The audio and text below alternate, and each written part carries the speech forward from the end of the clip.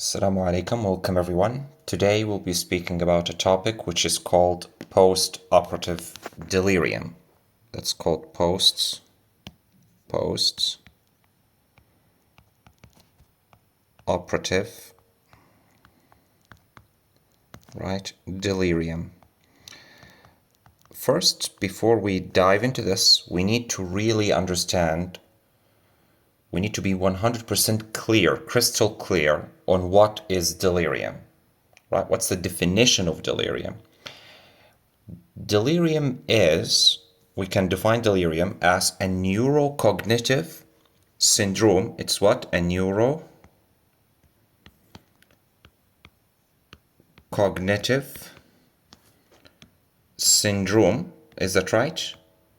It's a neurocognitive syndrome caused by reversible, right? Reversible neuronal disruption.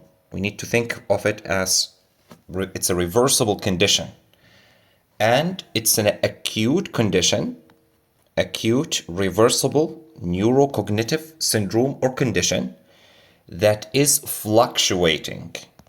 That is what? Fluctuating. Meaning that the level of the severity varies along the day. So these are three important things that you really need to drill in the brain, somewhere in the cortex. It is reversible, right? That's number one. It's a reversible problem. This problem is an acute problem. This problem is fluctuating. Okay, but what does it include? I mean, according to the DSM-5, 5th edition of DSM, diagnostic criteria, it is, yes, the definition remains somewhat the same. That is neurocognitive syndrome, characterized by it's acute, reversible, and fluctuating. And it is characterized by essentially three things, right? Essentially, there are three things to it. Number one, there is a disturbance in attention. Okay. And there is a disturbance in cognition.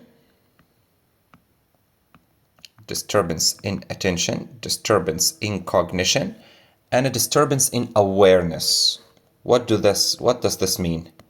Let's go step by step, slowly, so that we are ensuring that we know what is delirium and how is it different from dementia. That's very important. So it's, again, let's repeat, it's a neurocognitive syndrome which is reversible, acute, and fluctuating. Reversible, acute, and fluctuating. And it is characterized by inattention or disturbance in attention, disturbance in cognition, and disturbance in awareness. So what does it mean, disturbance in attention? Meaning that the person is unable to direct, focus, sustain, or shift attention.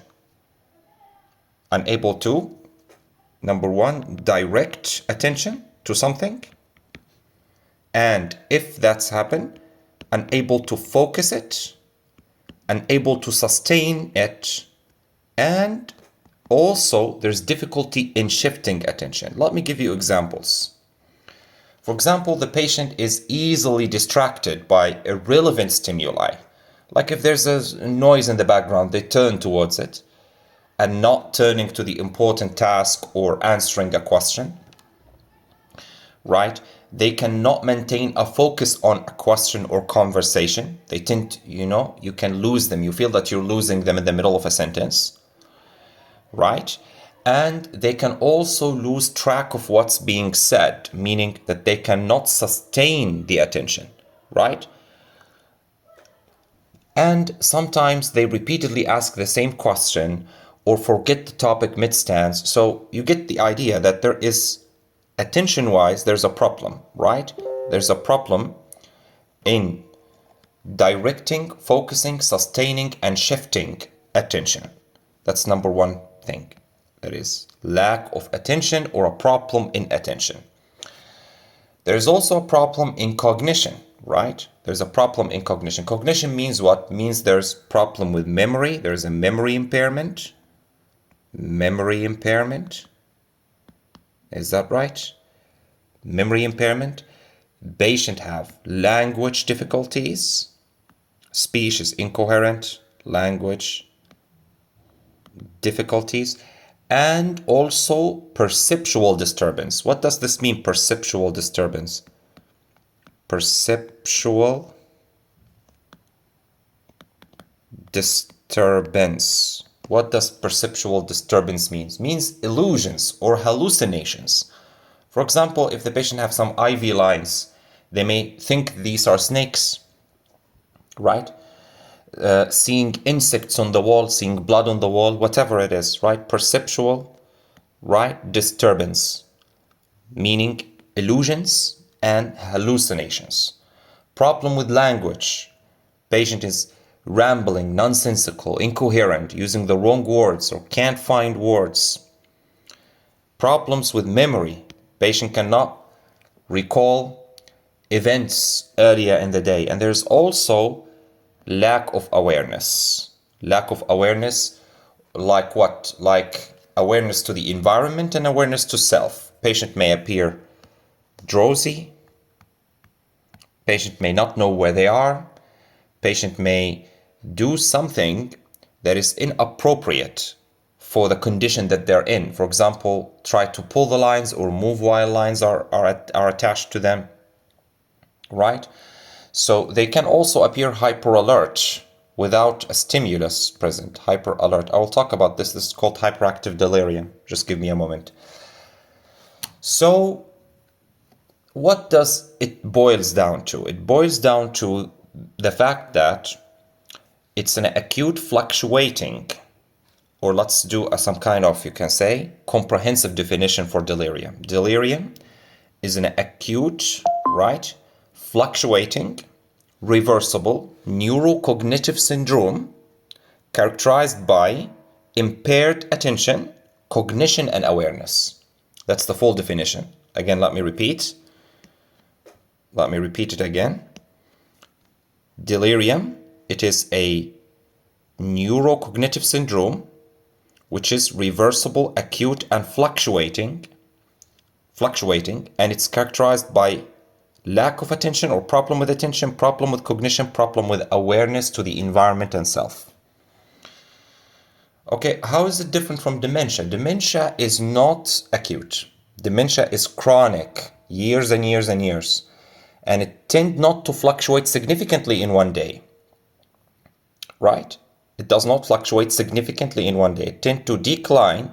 Yes, there's a decline in the cognitive function, but over years and years, right? We can add another point to this definition, another point, that there is some kind of risk factor or a precipitating cause. Okay, but why does it happen? How does it happen? First, let me tell you a boring thing, which is the risk factors, okay? They are so boring that you tend to forget them very easily, because essentially anything really can cause delirium, postoperative delirium. We can remember this, or let's try to, that's a person, okay? That's a person. All right. I don't know why they have square head, but just came up as it is. Right, that's a person. They have what? Big glasses, right? They have big glasses. They have ears, right? But they don't work. Few hair. This patient's old. Okay, and not happy because they're having delirium. And yes, that's a male, definitely, right? And this person, you can say, is, elderly. So elderly, male, with problems in the eyes, right? Visual impairment,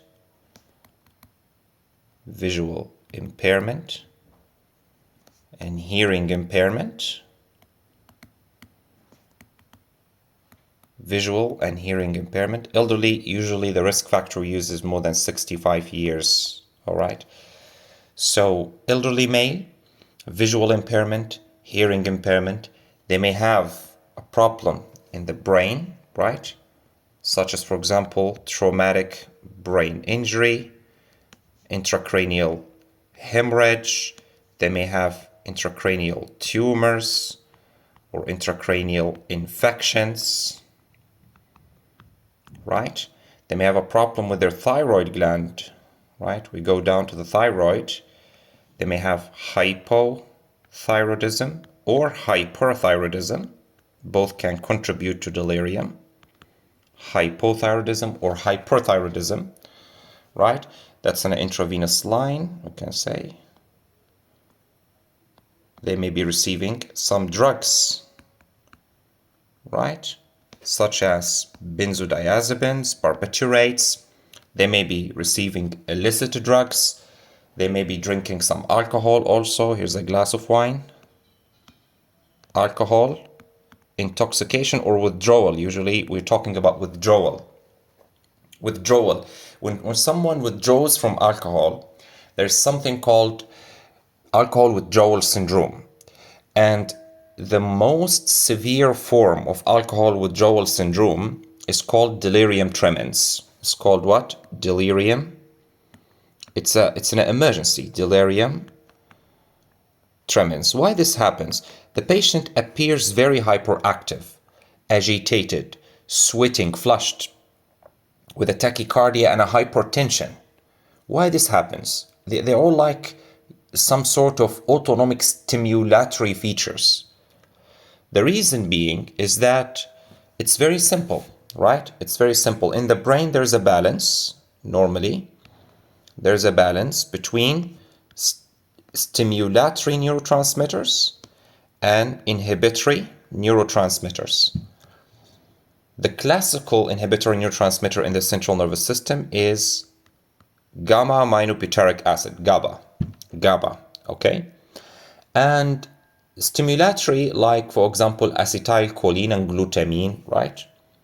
Glutamine, right? Acetylcholine, these things. These are stimulatory. Alcohol stimulates the GABAergic system. It means it increases GABA activity within the central nervous system. So it has an inhibitory effect. There is compensation. The brain is not dumb. There's compensation that happens when the GABAergic system starts weighing heavily in the CNS. There's a compensatory rise in the stimulatory activity. So it means that every time someone wants to get the same effect, right? Suppose they drink one glass, right? One glass of alcohol, it gives them effects. But because the brain also increases the stimulatory neurotransmitters, they require, next time, maybe they require 2 glasses, right? And you can see it is spiraling down into more and more alcohol intake just to get the same effect. Now, suppose someone suddenly withdraws and suddenly there is sudden cessation of GABAergic activity in the brain. If there's sudden cessation of GABAergic activity in the brain, right, the sudden withdrawal of GABA activity in the brain cannot be met by the same reduction in the same time of the stimulatory activity. You get that? It cannot decompensate as quickly.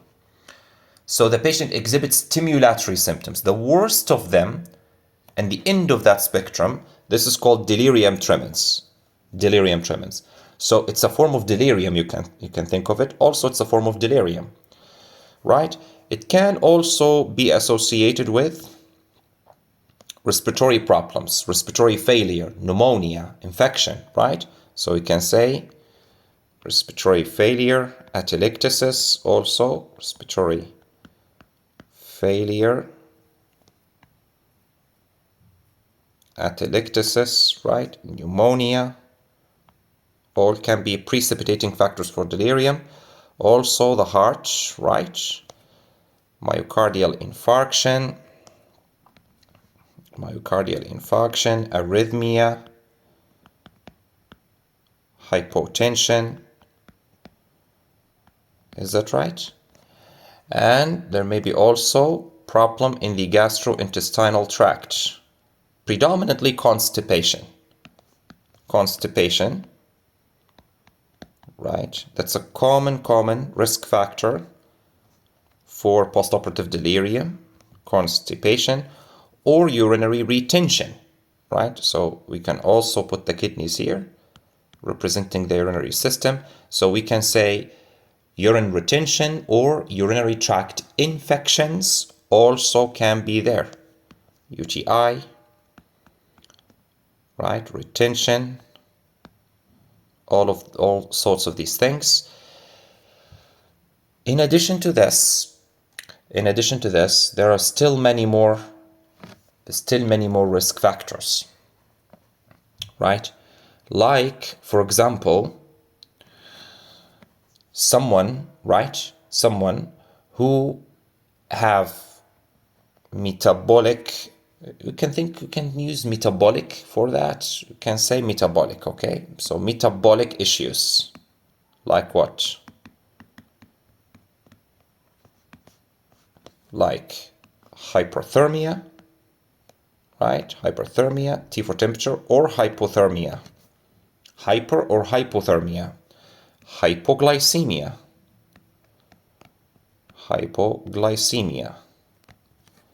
Right? Also what? Also, there may be hyponatremia. Hypercalcemia. Remember? Bone, stone, psychic moans, right? Hypercalcemia.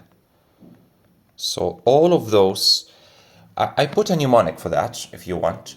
The mnemonic simply is delirium. Okay, let's go through the mnemonic risk factors. So after we've talked about this guy here, male, elderly patient, and all sorts of these things, let's try to group them into the mnemonic delirium. So right here, okay, let's fix that. Okay, great. Delirium, right? Okay, delirium. So what is the first D standing for? The first D is standing for drugs, and pre-existing dementia. Pre-existing dementia, D for dementia.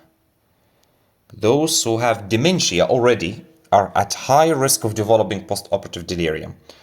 And drugs, what sorts of drugs? We've talked about it. Benzodiazepines, opioids, right? Things like that. So we write here opioids, analgesics, and benzodiazepines being the most commonly ones that are cited. The E stands for many things. E stands for electrolytes, like hyponatremia, hypercalcemia, and also stands for endocrine, like hypoglycemia, hypothyroidism, and hyperthyroidism, and adrenal insufficiency. So we'll write them here. Hypo or hyperthyroidism, is that right? And hypoglycemia, and what else?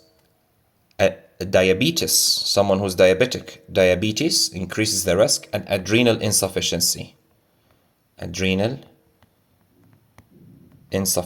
E also stands for elderly. More than 65 years. Right, so D stands for drugs and pre-existing dementia, drugs like benzodiazepines and opioids. E stands for electrolytes and endocrine and elderly.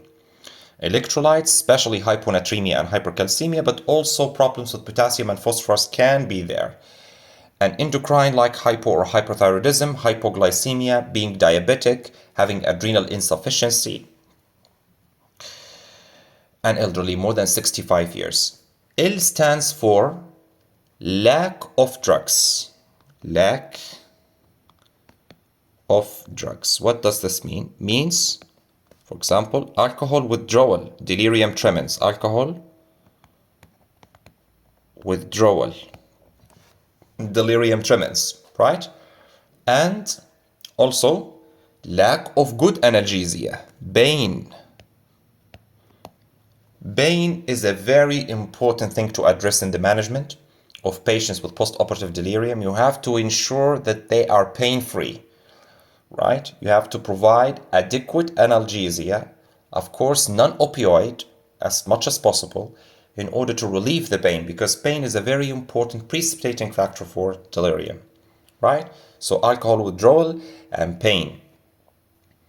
I stands for infection. It stands for infection. Infection, like any infection that you can think about, essentially can cause this. Like urinary, most common ones is urinary tract infection, chest infection, pneumonia, right? Surgical site infection also can be there. And I also stands for incision. Incision meaning what? Surgery.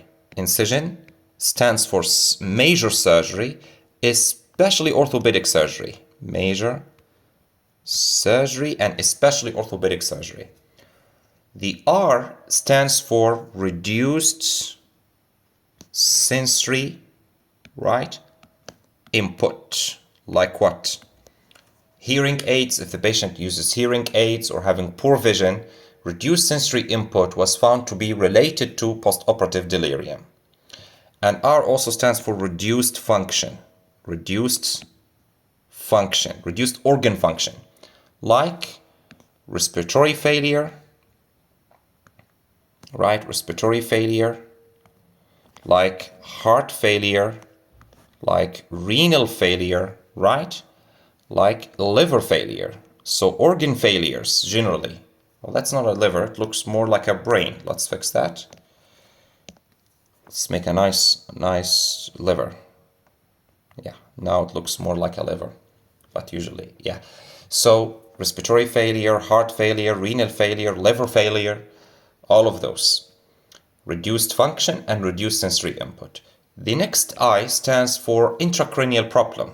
Intracranial problem. Like what? Stroke, hemorrhage, tumor, infection.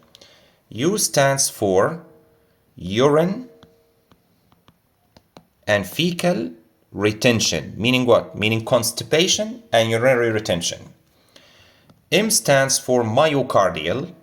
M stands for many things. Myocardial, right? Meaning like MI, like arrhythmia.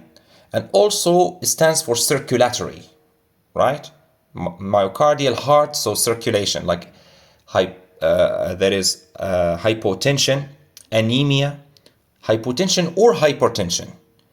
The other M also stands for metabolic, right? Metabolic, meaning here hypothermia or hyperthermia, and males. It's more common in males than females.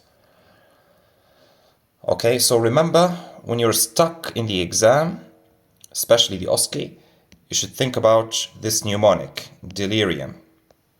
Again, let's go over quickly. D, drugs, pre-existing dementia. E for electrolytes, endocrine, elderly. L, lack of drugs, meaning pain, lack of analgesics, and alcohol withdrawal. I stands for infection, various infections, UTI, pneumonia, surgical site infection. It also stands for incision, major surgery, especially orthopedic surgery. The R stands for reduced sensory input, hearing and vision, and reduced organ function, respiratory failure, heart failure, kidney failure, liver failure. I, the other I stands for an intracranial problem like hemorrhage, infection, trauma, tumor. The other U stands for, this U stands for urine and fecal retention, that is, urinary retention and constipation. M stands for many things, male, metabolic hyper or hypothermia, hypoglycemia, Myocardial stands for MI, arrhythmia, hypotension, or hypertension.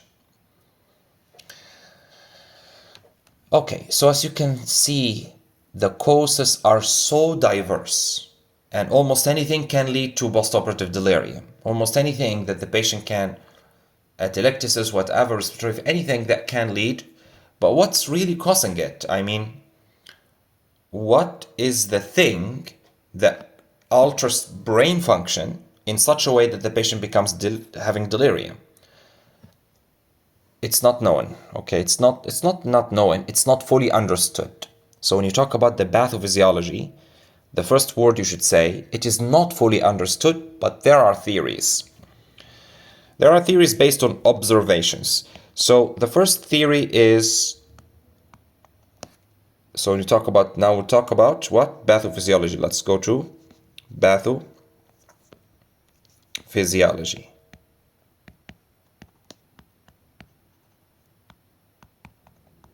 Pathophysiology. We don't know exactly, but there are theories. Number one is a problem with neurotransmission. What does this mean, and why did they say that? Neurotransmission. You know, they found when you give someone anticholinergic drugs, when you give someone anticholinergic drugs, right? Like atropine, whatever, anticholinergic agents. When you give someone anticholinergic agent, this reduces the acetylcholine activity within the central nervous system, right? Reduction in the acetylcholine activity within the central nervous system have been linked to the higher risk. The evidence of this is that when there is higher risk of postoperative delirium in patients receiving anticholinergic drugs. Another theory is the theory of neuroinflammation. This theory says that all of these conditions, like surgical trauma or just trauma or infections like UTI, things like that, they all release cytokines. And some cytokines have neurogenic, you can say, functions, or it induces neuronal alteration. It disrupts neuronal transmission and function, leading to postoperative delirium. Such cytokines that are frequently said to be associated with postoperative delirium include the interleukin 6, that's one. The other one is interleukin 1 beta and tumor necrosis factor alpha. These are the famous ones. And there are a million other theories, okay, but these are the two most famous ones, okay, but there are a lot of other theories as to it. So generally, it is not very important for us to know why it happens, because it's a very complex issue and it is likely multifactorial. It's likely that all of these theories out there can have a contribution in one way or another. The next part of this lecture, I will just tell you why we are interested in learning about postoperative delirium. Why this is important. I mean, since it is reversible, acute, fluctuating, okay, whatever, just you can just forget about it since it is reversible something. Why is it important? Does it have complications? That's what I mean. Why? Okay, why postoperative delirium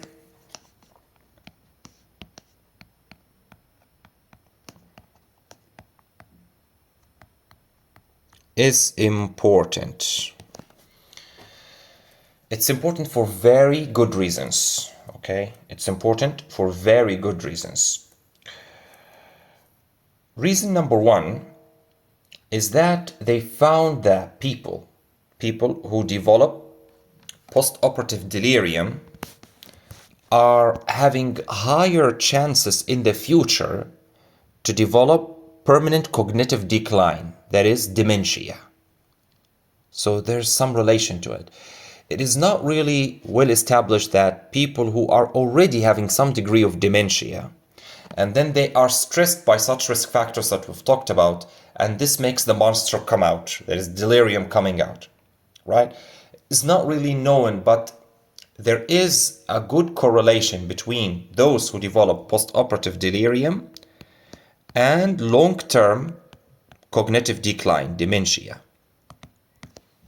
And those who already have dementia, when they develop an episode of postoperative delirium, their rate of, you can say there's acceleration of their dementia. There's worsening of their dementia, right? So suppose we make a graph here, right? Someone who's having, suppose this line is representative of their cognitive function, right? And suppose this is the normal limits here, okay? And unfortunately, this patient develops postoperative, right? This is the rate of acceleration, you can say, right? They develop postoperative delirium. After that episode, yeah, of course it's reversible, but they do not regain their baseline function, right? So it is worse, right? And those with a history of postoperative delirium in the past, they have high risk of developing it again if they are ever stressed by any of these factors. So that's one problem, which is, and of course this has a lot of consequences. There's high risk of that is, patient is discharged to an institution, institutionalized, right? Because of so they may never come back home and sit on their chair and enjoy their coffee, right? They will go to a nursing home. That's another complication, which is also having financial consequences on the health system and country as a whole. Also, those patients are at risk for increased in-hospital morbidity and mortality. They are more likely to die. Why? The reason is when they are delirious, they are at higher risk for falls, right? They are unaware of they are at higher risk of pulling, for example, a central venous line and having an exsanguinating hemorrhage, and they die, right? So because of their inability they have lack of awareness and attention, they are at high risk of injuries, like falls, like pulling the lines, right? Have you ever noticed that in the ICU, especially the ICU population, it's a very common problem. When the person awakens and they seem very angry or agitated, and they may pull on something, pull the lines or pull on, hurt themselves or hurt others, right? This is called hyperactive delirium. This form of delirium is referred to as hyperactive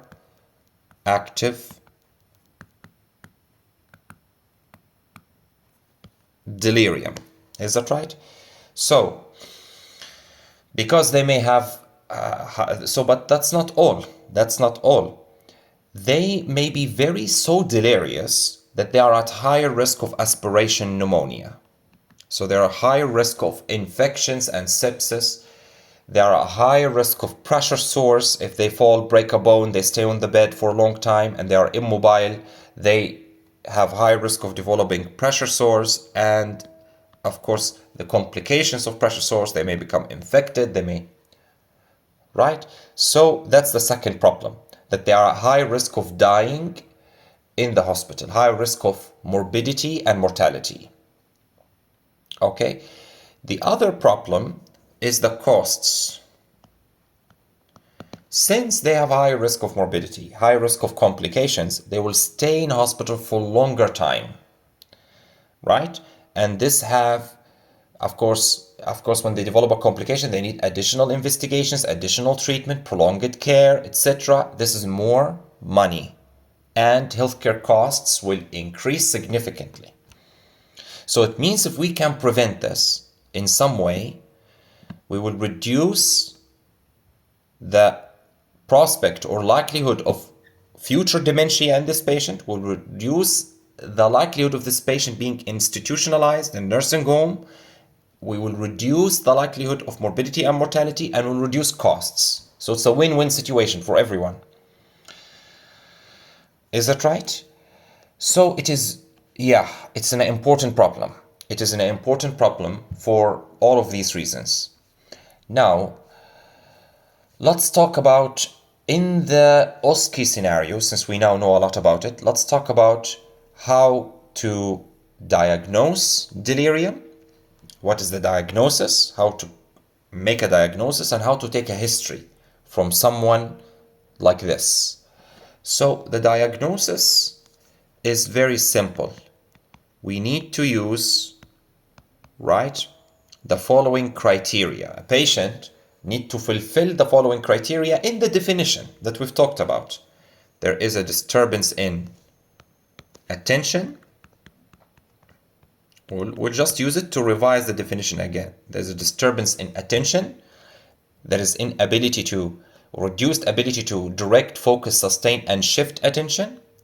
There's a problem in awareness, right, to self and environment.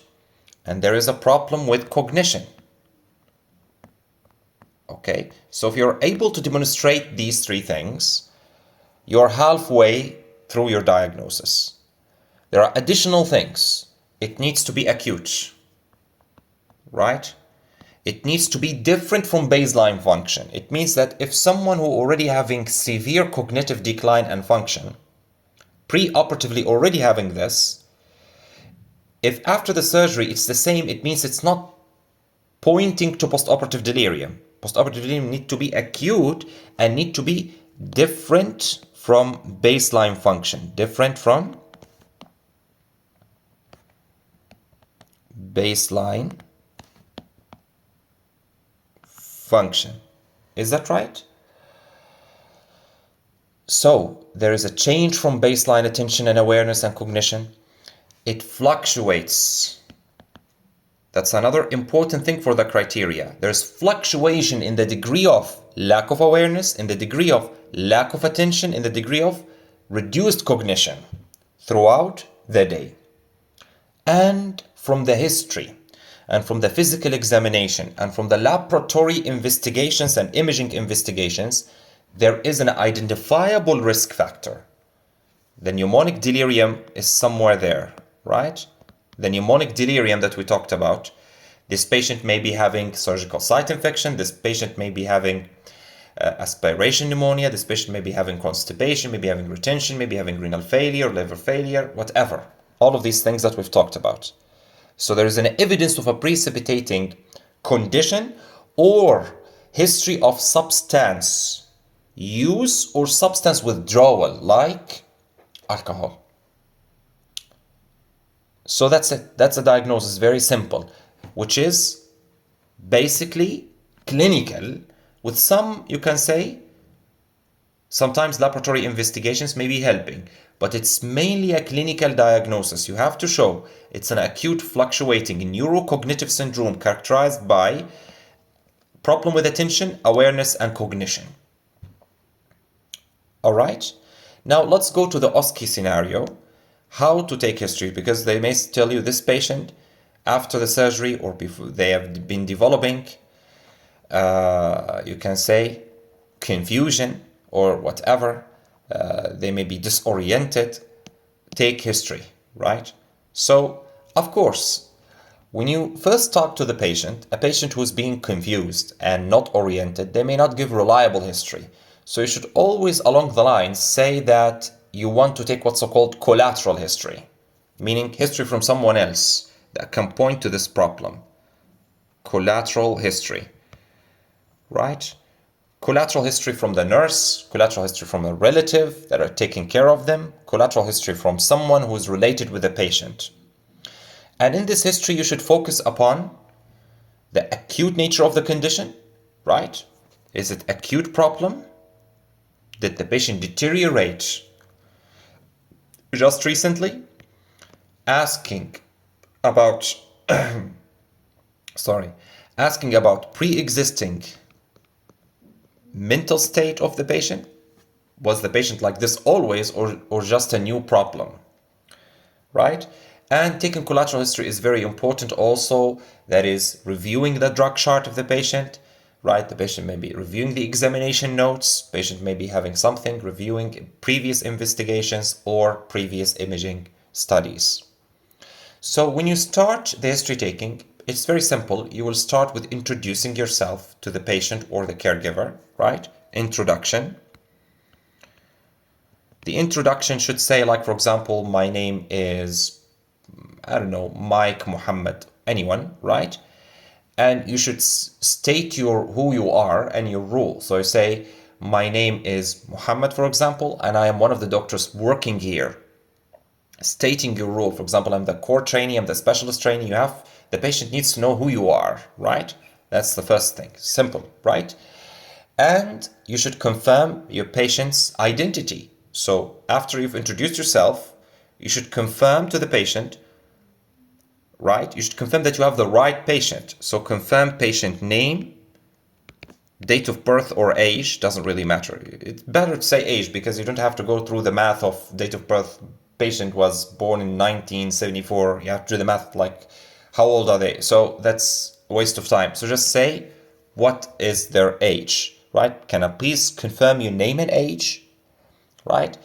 So for example, the patient will say, my name is John Smith, or my name is Carter and I am 69 years old. Okay. So at this point, it's a very good chance to show to the examiner that you have some communication skills, right? Developing good rapport with the patient, right? For example, you can say something like, can I call you John?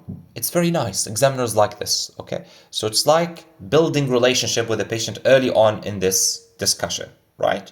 So introduce yourself to the patient, confirm patient identity, and then use some tricks for communication and developing good rapport with the patient. And then you should gain consent. Do I gain consent in history? Yes, you gain consent in history. So when you go to the station, you will find that the examiner is there and there is a piece of paper and pen on the table.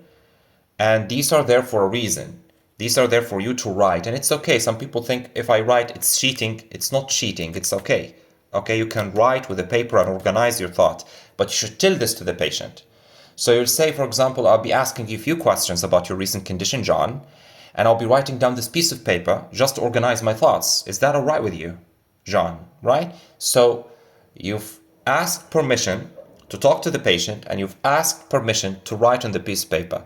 And this goes along with any consultation in the histories, right? Any history, you should start with this introduction, confirming patient details, developing good rapport with the patient, gaining consent for talking to the patient.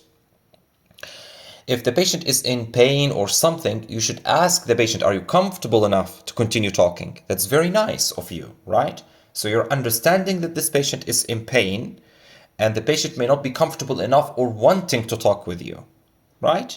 So that can be something nice. After this, in the context of delirium, you should do what's called AMTS, or abbreviated mental test scoring. It's a system that is used to very quickly inquire about the patient's mental state, right? So this is split it up. You can split it up into groups. Okay, so it's a 10 question questionnaire. It's a 10 question, right? And each question is given a 1 point. Okay, so you can ask the first question, which is, patient, what is your age? What is your age? A simple question. What is your age? Another question, what is the time to the nearest tower? What is the time, right, to nearest hour? What is the time to the nearest hour? And then you will tell the patient, I will be telling you an address. I'll be giving you an address. And you, for example, tell the patient 23 Summer Street or 42 West Street and ask them to repeat it for you. So you say, I'm going to tell you an address, John. It's 42 West Street. Can you please repeat that after me? And the patient says 42 West Street. Tell them, please remember that. And in the end, I will ask you to recall it. Okay? So give the patient an address to remember. Address to remember. The fourth point, ask where we are, right? Where we are.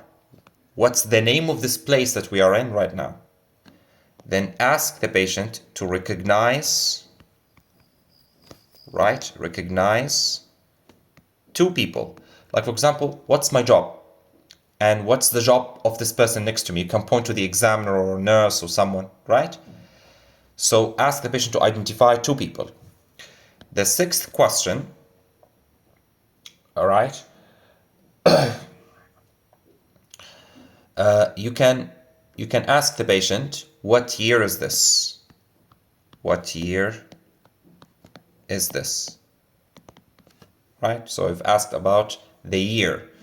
So if they're confused, they will tell you, now you're testing the memory, right? The cognition. So you'll ask, for example, they will tell you it's 1977. Of course, this patient is not doing well, right? Then ask the patient, what is your date of birth? What is your date of birth? Then also, you can ask the patient, when did World War I ended? Or when did it started? Or when did it ended? Basically asking about a historical event, memory. And then ask the patient, who's the current president, prime minister, who is, for example, the current prime minister of United Kingdom, for example, right? And then ask the patient to count backward from 20 to 0, right? 20, 19, 18, etc. So asking the patient to count down from 20 to 1. And then in the end, tell the patient, what is the address that I was, asking about? You can split this into things. If you want to remember it in the exam, you can split this into time,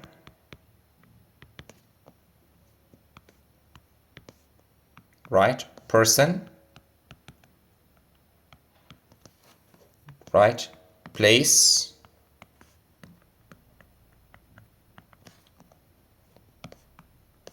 memory and cognition. Memory or cognition, right?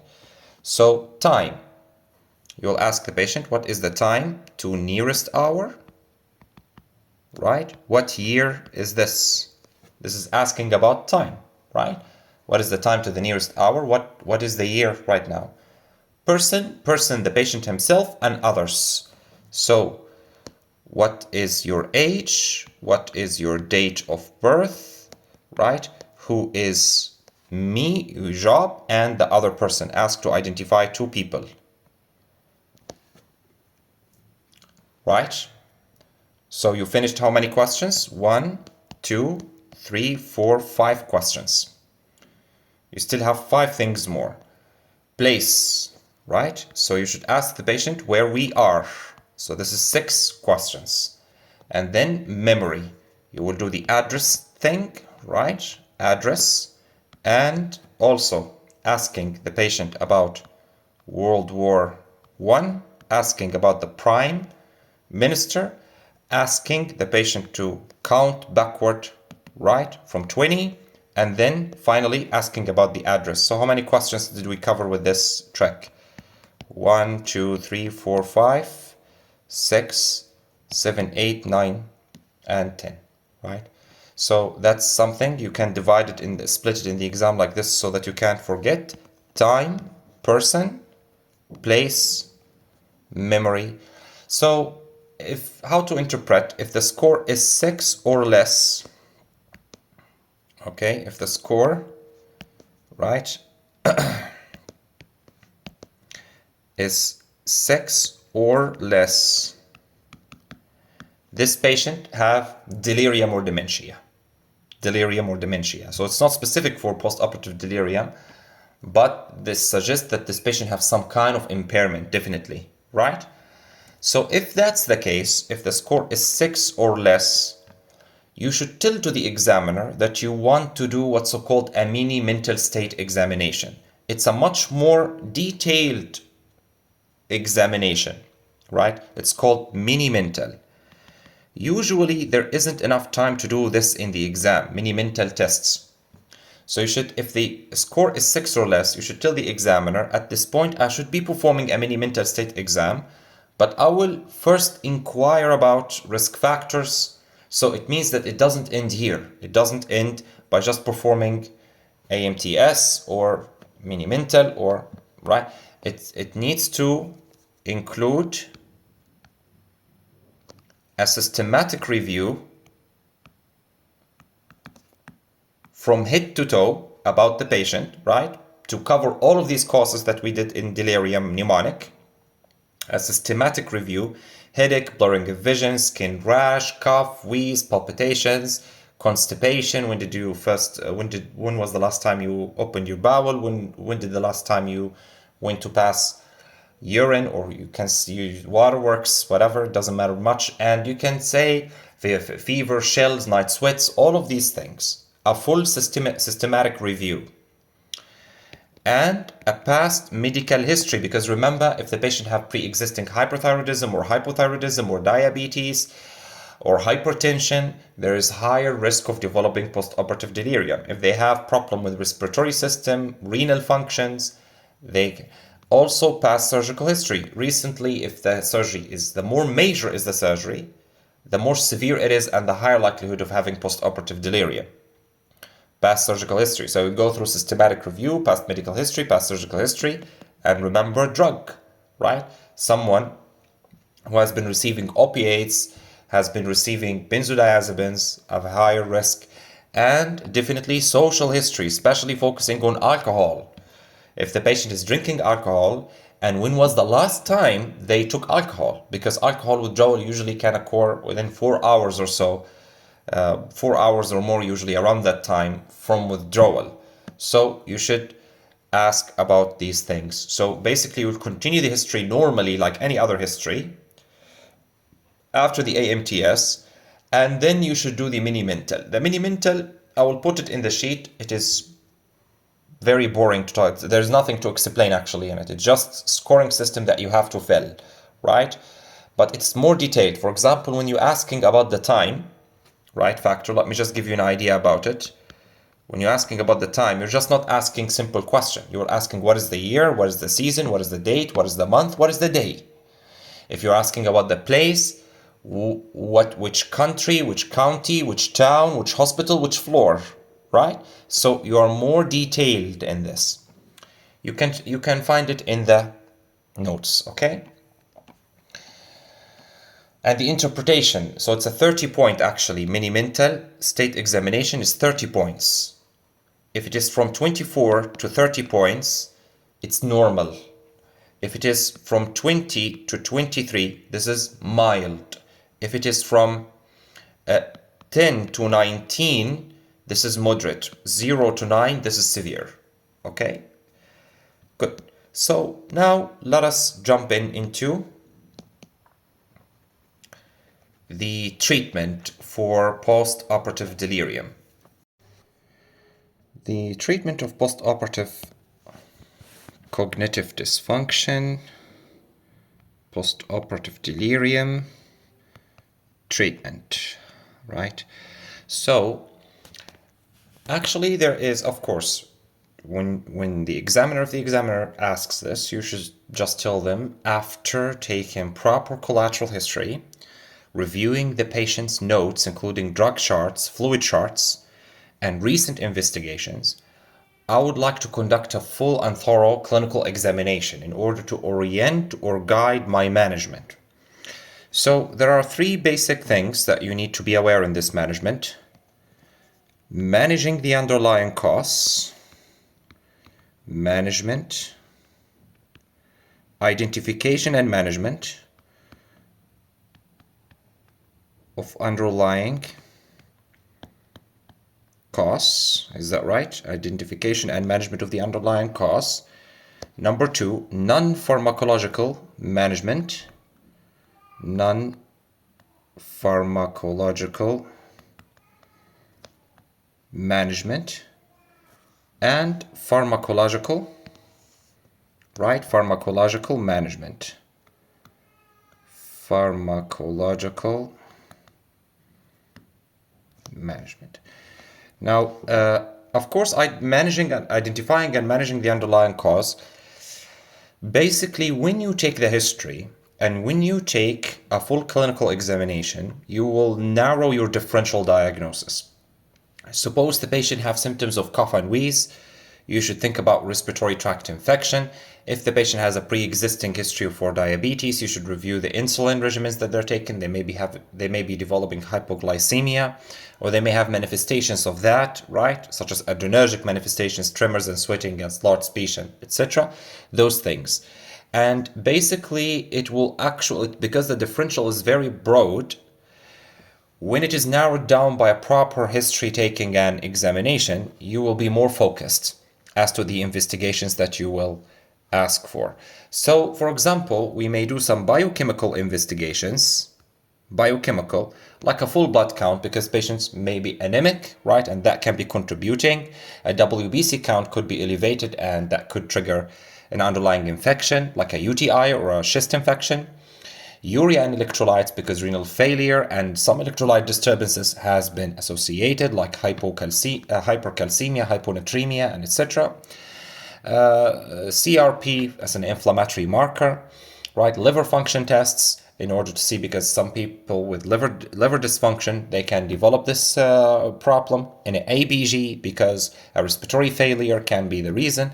So biochemical investigation, you will give few examples to the examiner.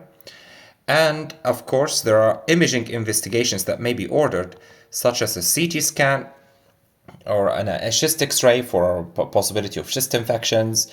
So there is a billion things that you can think of. A CT scan of the head, if there is history of traumatic brain injury, or there's suspicion of subarachnoid hemorrhage or something like that. So that's the investigation, and then the management of the underlying cause itself, right? Non-pharmacological management, you can remember as the mnemonic dreams care. Dreams care. What is this? This is very effective. It has been shown to reduce the severity of postoperative delirium and also reduce the complications. So it's dreams care, right? So D stands for daily orientation. Daily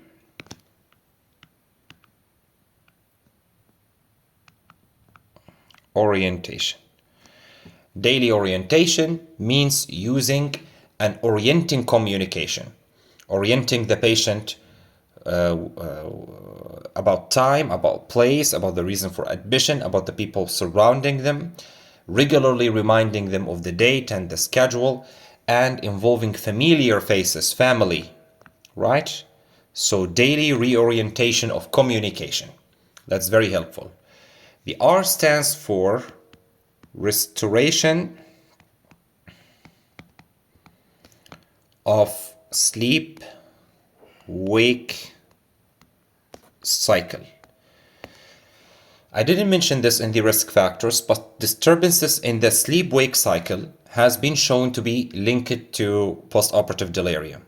So restoration of normal sleep-wake cycle, like for example, reducing nighttime noise and light and avoidance of daytime napping, can enhance the prognosis. So DR, D for daily reorientation, R for restoration of sleep-wake cycle, E for early mobilization. Early mobilization, right? Encourage the physical activity, prevent deconditioning, avoid prolonged excessive bed rests. The A stands for adequate nutrition and hydration. Of course, that goes for any patient, right? These measures that we're talking about, of course, applies to almost any patient. We'll be doing these anyway. So ensuring adequate nutrition and ensuring adequate hydration minimizes the severity of postoperative delirium. The M stands for minimizing sensory impairment. Minimizing sensory impairment. that is using visual aids, using hearing aids. Remember that we said that visual and hearing problems can contribute to delirium. So provide sensory aids, glasses, hearing aids. Avoid sensory overloading and sensory deprivation also, right? So dreams, S, right? Dreams care. So S, social engagement. That is similar to the first option, but that's specifically focusing on involving the family members and encouraging conversation between the patient and the family members. That goes a long way. Then care. C stands for cognitive stimulation. Cognitive stimulation, right? Like the using of puzzles, using of these things, cognitive, something to stimulate the patient, encouraging conversation, reminders for the patient, etc. So cognitive stimulation. A, avoid sedation, sedative medications, avoid sedatives like opioids especially, and anticholinergics also, right? And benzodiazepines, and restraints. That is encouraging the patient to mobilize. Again, the same thing, avoidance of sedative medications, right? So dreams care are, also we've mentioned this point, that is reduce noise, right? And E, engage. E stands for engage multidisciplinary team in the management, physicians, therapists, nurses, etc., right? So this is the non-pharmacological management. It goes with the mnemonic dreams care, right? Again, so in the exam you should tell this very quickly. Don't waste time in it if they ask you. So you just say non-pharmacological management that are designed to maintain good nutrition and hydration, encouraging early mobilization, restoration of sleep's wake cycle, and socialization, engaging the patient in social, and of course avoiding sedatives and things. So 10 seconds answer, right? Then pharmacological management, pharmacological therapy. There we can divide them into two things: reversal therapy,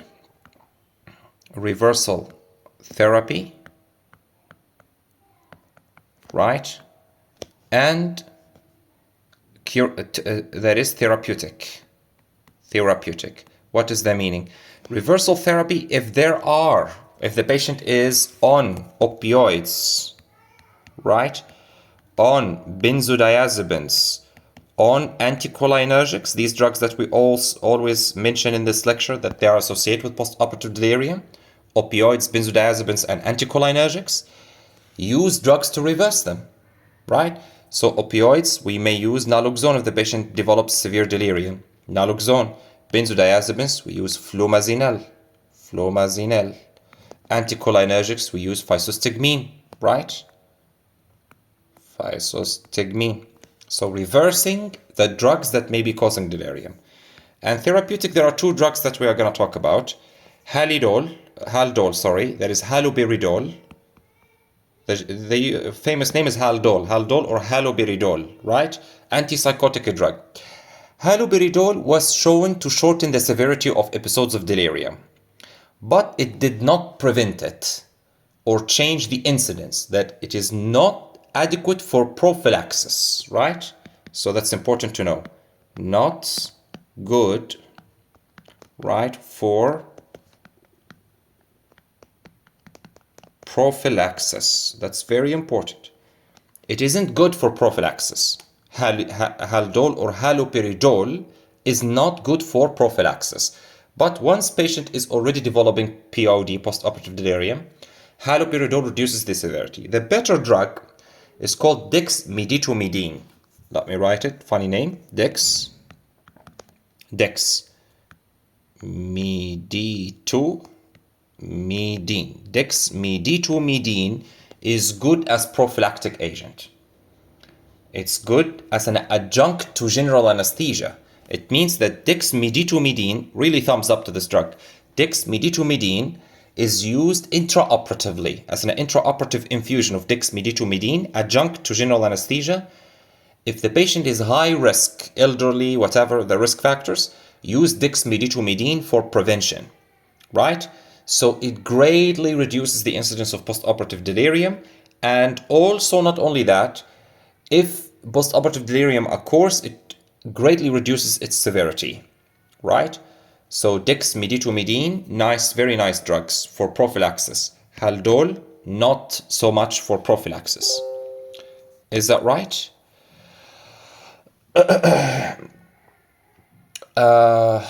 So that's it. Okay, that's it about postoperative delirium.